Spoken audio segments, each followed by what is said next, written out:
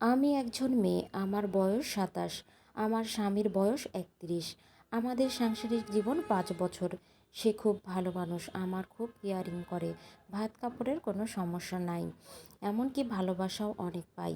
আমাদের একটি পুত্র সন্তান ও একটি কন্যা সন্তান আছে, যাদের একজনের বয়স ১ বছর আর একজনের বয়স ২ বছর।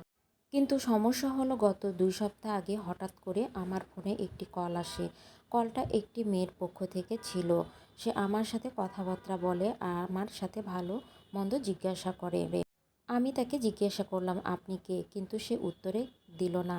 তারপর ফোন কেটে দিল। আমি তাকে ফোন দিলাম, কিন্তু সে আমার ফোন ধরল না। হঠাৎ করে ২ দিন পর আমার হোয়াটসঅ্যাপে একটি ছবি পেলাম, আমার হাজবেন্ড এবং সে মেয়ের। মনে হলো আমার মাথায় আকাশ ভেঙে পড়ল। এরপর তাকে হাজারবার মেসেজ দিলেও সে কোনো উত্তর দেয়নি। তার কিছুদিন পরে আমার হাজবেন্ড আমাকে একটি মেসেজ করলো, আমি দ্বিতীয় বিবাহ করতে চাই, তোমার কাছে অনুমতি চাচ্ছি। এরপরে আমি তার কাছে ফোন দিয়ে অনেক বাজে ব্যবহার করি।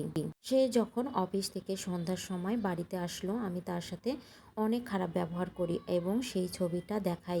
সে সব অস্বীকার করে, বলে এই মেয়ের সাথে আমার সম্পর্ক ছিল আর তোমার সাথে বিবাহ হওয়ার পূর্বে, এবং আমাদের শারীরিক সম্পর্ক হয় ৩ বার।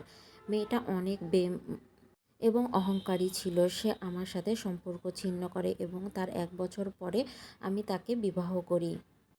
তোমাকে বিবাহ করি। তোমার সাথে বিবাহ হওয়ার পরে তার সাথে আমার কোনো যোগাযোগ হয়নি। হঠাৎ করে গত ২ বছর আগে সে আমাকে একটা মেসেজ দেয়। তারপরে টুকটাক কথাবার্তা হতো এবং পরে আমরা দেখা করি।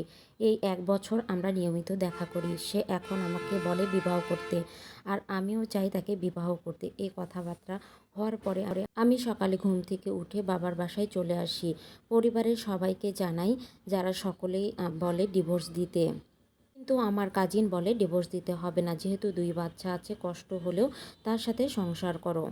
আপনারা একটা জিনিস কল্পনা করেন, ২ বছর তার সাথে দেখা হয়, নিয়মিত কথা হয়, কিন্তু আমি কিছুই টের পাই নাই। সে চ্যাট করা সাথে সাথে ভিডিওটা ডিলিট করে দিত।